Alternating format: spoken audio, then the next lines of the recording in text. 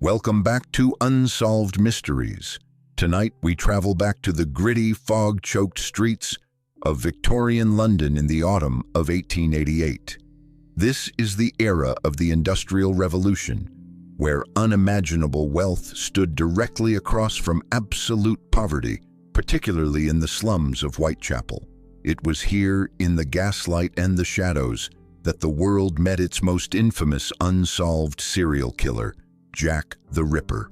This killer was not defined by his body count, but by the sheer, calculated brutality of his attacks, and the fact that he was never caught. The Metropolitan Police were quickly overwhelmed by a sudden wave of gruesome murders targeting vulnerable women, the Canonical Five victims. The police had little to go on: disorganized crime scenes, unreliable witnesses, and a growing sense of panic that swept from the East End slums all the way to Buckingham Palace. While several murders occurred in the area, the investigation focused on 5 key victims who shared a horrifying commonality, suggesting the work of a single mind. The victims were Mary Ann Nichols, Annie Chapman, Elizabeth Stride, Catherine Eddowes, and Mary Jane Kelly. The attacks were characterized by extreme, almost surgical mutilation, specifically targeting the abdomen and reproductive organs, suggesting the killer possessed a level of anatomical knowledge. The sequence of the murders showed a chilling pattern of escalation, culminating in the death of Mary Jane Kelly, whose murder was so horrific it was described as the most complete crime scene the police had ever encountered. The identity of the killer remained completely unknown, allowing the press to fill the vacuum with fear and speculation. The Zodiac Killer used ciphers. Jack the Ripper used letters to taunt the authorities. The killer's famous nickname came from a letter sent to the Central News Agency in September 1888, titled "Dear Boss." The author claimed credit for the murders and promised more. It was signed, "Yours truly, Jack the Ripper." While police initially dismissed it as a hoax written by a journalist, the name stuck, fueling the hysteria. A second, far more gruesome letter soon arrived, known as the "From Hell" letter. This one was delivered with half of a human kidney, allegedly taken from victim Catherine Eddowes, and was addressed to George Lusk, head of the Whitechapel Vigilance Committee.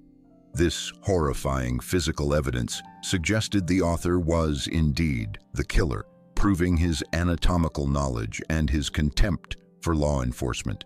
The sheer lack of forensic science at the time meant the police relied on witness statements and circumstantial evidence, leading to a sprawling list of over 100 suspects. 3, however, stand out. Suspect A, Prince Albert Victor, Duke of Clarence and Avondale. The theory suggests the murders were an attempt to cover up a secret illegitimate child, carried out by a royal physician. This theory is the most politically dramatic but lacks concrete evidence. Suspect B, Aaron Kosminski, a Polish-Jewish barber living in Whitechapel. Kosminski was identified by police as a major suspect.